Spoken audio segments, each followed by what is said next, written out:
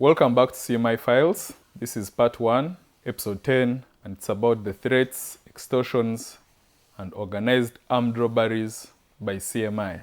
Your Excellency, your Chief of Military Intelligence, Major General Abel Kandiho, is using his office and his position as the Chief of Military Intelligence to run a criminal cartel or mafia gang.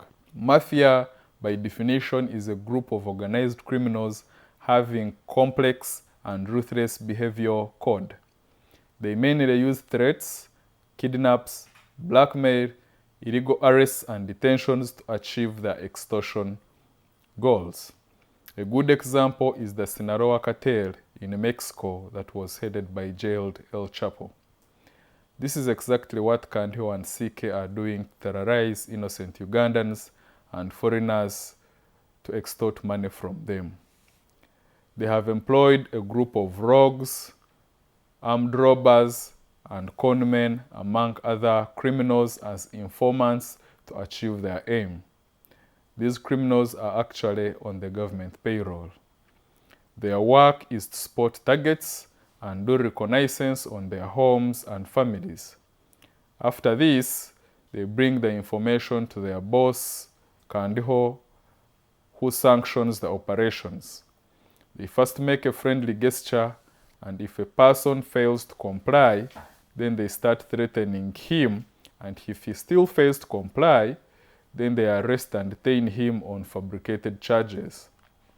If a person dares contact his lawyers or any of his family members, he is either tortured or threatened, and his family members. And if the family becomes stubborn and applies for a habeas corpus, the victim is charged with illegal possession of a firearm and remanded to Makindye prison. Your Excellency, like all cartels, Kandiho also influences the general court-martial, and innocent people are tried on fabricated charges and even denied bail until they break down and comply or face the wrath of the court. One of the first victims of this extortion scheme was known socialite Brian Churumira, or Brian White, who was arrested at about 8 p.m. from Auto Spa in Munyonyo on orders of Kandiho on allegation that he was in possession of illegal firearms. Upon interrogation, it was found that the alleged firearms belonged to his police escorts, and to Kandiho and CK, they knew that Brian White had paid huge sums of money to the police chief to be given protection, and thus wanted to have a share of his money.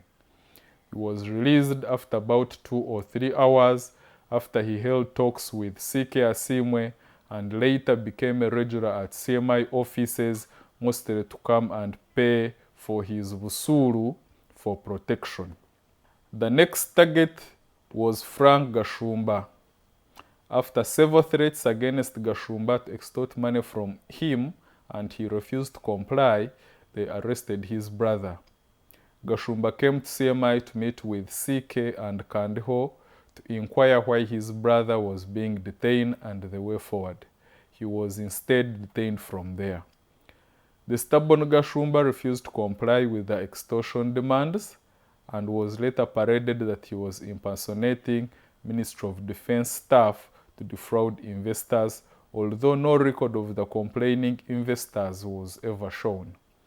Gashumba will later be charged at Buganda Road Court with cases related to fraud and immediately given bail as the state stated that investigations were incomplete. 3 years down the road, investigations are still ongoing, but this is a man who was paraded with hundreds of exhibits, and one would think by this time the case would be concluded. Soon, it will be dismissed. There is also the case of Isaac Ntuchere, also known as Don Nasa. This young man conned an American investor, John Hill, of US dollars 700,000 in a fake gold deal. He also conned another Russian-led investor of US dollars 5 million. He was threatened with arrest, and he decided to immediately comply with Kandiho and CK to protect his lot from other fraudsters. He too became a regular at JAT offices, always coming with his flashy cars to meet CK Asimwe and pay his busuru. He bought for CK Asimwe a Land Cruiser at about 80 million. The same Land Cruiser was previously owned by CK's brother, Kano Mutambi. Don Nasa also contributed generously for CK to complete his house. Another key victim of this extortion scheme is Sam Buchanan, a Ugandan businessman. He was arrested on allegations of defrauding a Chinese businessman of US dollars 500,000 in a gold deal. There was no complaint to this case. There was no complainant to this case, and he insisted that let them produce the alleged complainant, which they failed to do. When his lawyers filed an application for habeas corpus, he appeared in the General Court Martial on charges of illegal possession of a firearm. When his lawyers filed an application for habeas corpus, he appeared in the General Court Martial on charges of illegal possession of firearms. Even during his arrest, there was no firearm or gold recovered from him, but just pictures where he was surrounded by CMI fraudsters, or call them rogues, and these are known criminals in the country. Your Excellency, Sam Buchanan is your son. He is a husband to your daughter Patricia Magara, a daughter to the first NRA commander, the late Lieutenant Colonel Sam Magara. These goons you have trusted with the country's intelligence even have no shame to extort from people in your own household. A simple comparison of the Don Nasa case and that of Sam Buchanan because of the similar and related facts is that we see Don Nasa being protected by CMI from prosecution because he complied with the demands, and again see Sam Buchanan being prosecuted instead because he did not comply with their demands. Your Excellency, the case of the late Susan Magara is also very interesting. I applaud CMI for the efforts and leads that resulted in the arrest of the culprits, who among others included Mahad Kisarita, Yusuf Rubega, Hussein Waswa, Muzamiru Sari, Hajara Nakandi, Abubakar Chewolwa, Hassan Kato, Ismail Bukenya, Musa Abasi, Muzamiru Bukanga, and of course the identity of Yakubu Biensi. All the intelligence and investigations of the mastermind of this kidnap pointed to Muzamiru Bukanga, a city lawyer who had connections to Mr. Magara. Muzamiru Bukanga is arrested and interviewed, and he claims he does not know any of the other suspects arrested. Also, the other suspects claim they do not know him, but they all knew Yakubu Biensi as the one who initiated the deal. Muzamiru Bukanga also knows Yakubu Biensi because they are related, and Biensi also knows the Magara family well, according to the arrested suspects. Before the case is taken to court, Muzamiru Bukanga is released without any charges after about a month in detention. Days that followed his release, CK Asimwe buys the same exact car like the one Muzamiru Bukanga owned, a Benz ML350 4MATIC. The suspects appear before the court and are remanded, and there is no Muzamiru Bukanga on the charge sheet. Before the case is taken to court, Muzamiru Bukanga is released without any charges after about a month in detention. Days that followed his release, CK Asimwe buys the same exact car like the one Muzamiru Bukanga owned, a Benz ML350 4MATIC. The suspects appear before the court and are remanded, and there is no Muzamiru Bukanga on the charge sheet.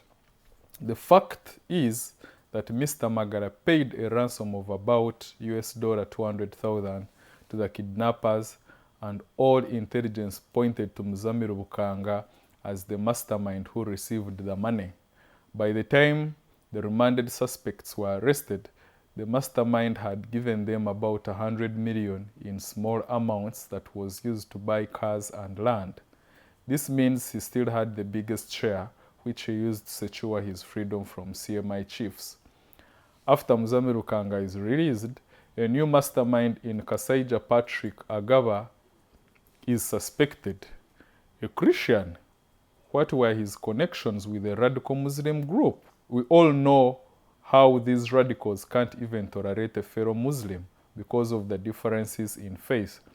And there is no prior dealing of Patrick Kasaija with any of the suspects arrested or even Yakub. Now they claim that the recorded audio voice is that of Patrick Kasaija. This puts Muzamiru Bikanga out of the picture so long as he keeps a low profile. Meanwhile, the only link that Muzamiru Bikanga is the mastermind of this kidnap is Yakubu Biensi, who CMI claims is still elusive. End of the story. Muzamiru Bikanga is safe because he shared his loot with Kandiho and CK Asimwe. Your Excellency, this is how this cartel at CMI runs its operations. As you task your ministers and form up investment agencies to attract investors, this cartel sees an opportunity to frustrate them if they don't comply with their extortion demands.